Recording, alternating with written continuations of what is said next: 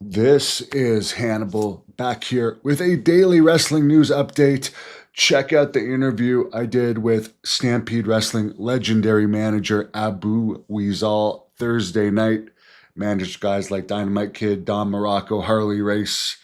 He dished a lot of dirt from the late 80s Stampede wrestling period, including stuff like he thinks Brian Pillman may have fathered a child with Bruce Hart's wife, who apparently he got pregnant when she was a teenager and he was his substitute teacher. But that's been reported other places as well. Not to digress into that too much, the AEW Collision last weekend, not only did it get its lowest rating ever, I believe it might be the lowest rating ever in AEW history, 0.02 rating. Keep in mind, that's lower than TNA got for its week 2. Last week, TNA got a 0.03 and a 0.04 for their first week. So now not only is Collision getting lower ratings than TNA on AMC, but they're getting lower ratings than Rampage, which is a canceled show, ever got. Rampage never did below a 0.03, and we now have Collision doing 0.02s. Basically, nobody's watching it. Supposedly, they're getting like 188 million a year from WBD, but WBD is being bought. So with horrible ratings like that, I don't see them keeping Collision around much longer under any circumstances. And Dynamite last week only did a 0.08 rating with under 500,000 viewers.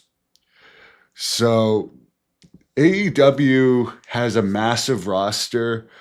Every week they're hiring more and more people, even though they have some decent wrestlers hardly ever used. What's their solution? They already have a ton of people not over. Let's just keep hiring more, but not fire the other ones. And let's hire WWE people that WWE doesn't want anymore. These aren't people that they're having bidding wars with for the most part. They're hiring rejects from WWE. It's weird.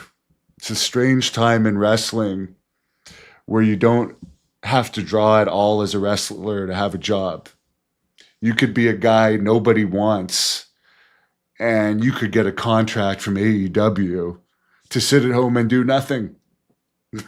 I would love for someone to work out exactly what the average pay per match of an AEW wrestler is, because most of them are under multiple $100,000 a year contracts. Some of them are in the million, and they're wrestling a handful of times or less a year. And they're drawing horrible ratings. So it's actually a time where you don't have to be any good at all to make a lot of money in wrestling. You just have to have the connections, because wrestling right now is all politics. The Undertaker on his podcast made a statement about WWE Unreal, says he hates the show and he doesn't like the veil being lifted so much. He doesn't think it's good for the business. It's interesting. WWE Unreal was one of the highest viewed shows on Netflix season 1. Season 2, it didn't even make the top 10 for the week, for last week, its debut week. Of course, it will still get hits over time because it's not like a show that needs to be viewed the same week it's out. It's fairly generic as far as time frames go. But to me, I can't sit through a WWE TV show like a Raw or a SmackDown or a pay-per-view, but I was able to watch the Unreals. And while I did find it interesting, I agree with The Undertaker. I think the curtain is being raised too much. The veil is being raised too much. We're seeing that there's wrestlers making mistakes in the ring all the time. We're seeing that the matches are completely choreographed by producers. Their promos are choreographed by literally nerdy producers in most cases. And we're seeing wrestlers like to hug and cry and stuff after. And I'm only going down that road again because the Undertaker's agreeing. It's making wrestlers look like pussies, for lack of a better word. And a lot of them these days are. There are still some in there that would have made it in the old days, but there's less and less. So it's just a changing business. But the interesting thing is that they want to be called like performers and stuff and not necessarily wrestlers now, but they're not under the actors union, even though everything's scripted. In theory, if they're performing stunts that are scripted, the producers are producing them, they're reading scripted lines, they get in trouble if they don't read them. Why are they not in the actors union? I personally think wrestlers should be in the actors union if you're going to put out shows where you admit that it's all scripted and predetermined to a punch and for every word that's said. Everything's scripted. Even when they want you to believe that it's something real, it's really not. It's all scripted. So they should just be considered actors. Triple H did an interview saying he feels charisma is more important than in-ring work as far as becoming a star. I agree with that. And one thing I'm really sick of hearing, and I know a lot of the people that watch this channel are similar fans to me that like realistic wrestling, more the old school style of wrestling. I keep hearing how great the match quality of AEW is lately, or certain matches, the quality is great. But there's a lot of acrobatics in these matches, a lot of overly choreographed spots, flips, leg slaps. I have never seen in a real fight someone punch and hit their hand like that, or slap their leg in kickboxing, or do a flip or a cartwheel. Like, to me, a good match is something where I get lost in it and I suspend my disbelief. Everyone has their own opinion of what a good match is, but I'm sick of hearing that these spot fests that AEW does, and they happen in WWE and they happen in AAA too. But I'm sick of being told that CMLL and AAA is like the best of the best for match quality, because I don't believe it at all. It looks phony to me. It just looks like a bunch of guys fake fighting and trying to catch each other. It doesn't make me suspend my disbelief. So I just want to say for the record, a good match to some people is not a good match to everyone, because if these AEW people were really putting on such great matches, they would get better ratings than 0.02 for 188 million a year. Like, if you can't get a better rating than 0.02 for the amount they're getting, they must be complete morons.